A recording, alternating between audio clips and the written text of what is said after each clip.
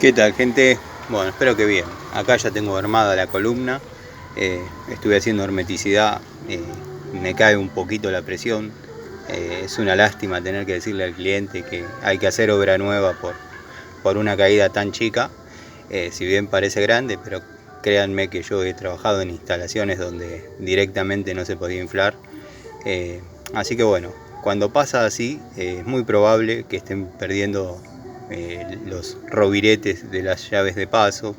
Habría que cambiarles la grasa. Así que bueno, vamos a ver si la podemos inflar y probamos. Voy a tener que dejar el celular porque necesito usar las dos manos. Así que lo vamos a poner acá.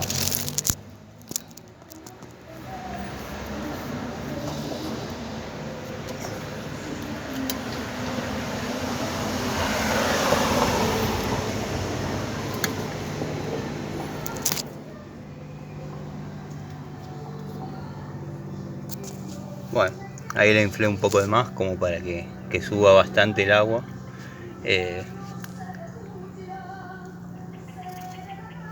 Para que suba bastante, como les decía, como para poder darme tiempo a agarrar el celular. Pero ahí ya vemos que cae, está cayendo.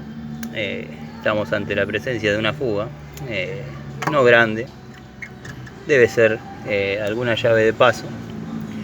Esto tiene que quedar estanco y créanme que obviamente se logra, pero bueno, vamos a luchar porque no termine en obra nueva por una caída de presión de estas. Es una verdadera pena tener que tirar obra nueva.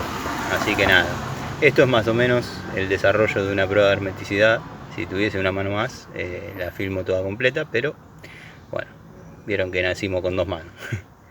Me están comiendo los mosquitos.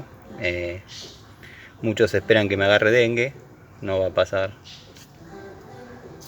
Sigan viendo.